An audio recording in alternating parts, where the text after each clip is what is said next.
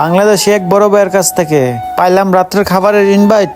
Duty শেষ করে রুমে গেলাম না, সরাসরি চলে গেলাম বড় ভাইয়ের বাসায়। খাইলাম গরুর মাংস, পাইলাম বাংলাদেশি স্বাদ, অনেকক্ষণ আড্ডা দিলাম, ভালোই লাগলো বেশ। এখন রুমে চলে যেতে হবে, এটাই হলো বিদেশ। আসসালামু আলাইকুম everyone, it's me Ashraful Islam and my new video. Duty শেষ করে এখন একটু ফ্রেশ হয়ে নিলাম, কারণ কি এখন রুমে যাবো না, সরাসরি যাবো এক বড় ভাইয়ের বাসায়। বড় ভাই অনেকদিন আগে দাওয়াত দিছিল, কিন্তু সময় সাপেক্ষের কারণে যাইতে পারি নাই, যার কারণে ভাবলাম আজকে যাবো আর কি। তাই এখন বড় ভাইয়ের বাসার উদ্দেশ্যে রওনা দিলাম আর কি।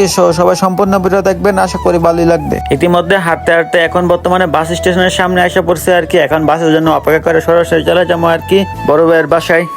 আর ইতিমধ্যে এখন বাসের ভিতরে উঠে গেছি। বাসের ভিতরে কিন্তু অন্ধকার রাখতেছে, কারণ কি রাত হয়ে গেছে, কিছুক্ষণের টাইমের ভিতরে রাত হয়ে গেছে। আর আমিও বের হয়েছিলাম প্রায় সন্ধ্যা টাইমে, যার কারণে রাত হয়ে গেছে। আর আমি কিন্তু একা যাবো না, আমার সাথে রুমমেট আরো দুজন আছে, ওরা আগেই চলে গেছে, ওরা ডিউটি আগে শেষ হয়ে গেছে আর আমার ডিউটি পরে শেষ হয়েছে, যার কারণে আমি পরে যাইতেছি। ইতিমধ্যে বড় ভাইয়ের বাসের সামনে আসা পড়ছে আর কি। আর আমাকে বাস স্টেশন থেকে আগায় নেওয়ার জন্য আমার রুমমেট আরেকজনকে নিয়ে আসছে আর কি, কারণ কি আমি চিনি না, এই প্রথম নতুন যাইতেছি আর কি।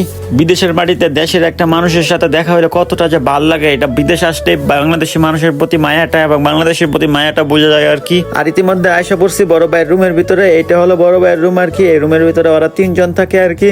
বিদেশ বলতে রুম শেয়ার করে থাকা লাগে সবার সাথে, 2-3 জন একটা রুমে বা 3-4 জনতে বেশিও একটা রুমে থাকে আর কি। আর এখন আয়া রুমের ভিতরে বসছি, একটু রেস্ট নিয়ে হাত মুখ ধুয়ে খাবার খেতে বসবো আর কি। তারপরে আড্ডা মাড্ডা দিব অনেকক্ষণ, তারপরে যাবো আর কি রুমে। আসতে না আসতে বড় ভাই বলা শুরু করেছে যে আগে খাবার খায় নো, তারপরে আড্ডা মাড্ডা দিব আর কি, কথাবার্তা বলবো আর কি। আগে খাবার খাও, তারপরে সবকিছু হবে। তারপরে আর কি করার, ভাত নিলাম। ভাত নেওয়ার পরে দেখলাম যে বড় ভাই আমাদের জন্য গরুর মাংস আনছে আর কি। আমার পছন্দের খাবারই গরুর মাংস, আমি খুব পছন্দ করি গরুর মাংস খাইতে। যাক, সবার সাথে বসলাম আর কি খাবার খাওয়ার জন্য। খাবার খেয়ে রিভিউ দিব আর কি, কিরকম হয়েছে খাবারটা। A few moments later. ইতিমধ্যে খানা দানা শেষ আর কি। আলহামদুলিল্লাহ, খানাটা অসাধারণ হয়েছে। বাংলাদেশে যেরকম কালাবুনা আছে, কালাবুনার মতন খাবারটা হয়েছে। এক কথা অসাধারণ ছিল আজকের এই খাবারটা আর কি।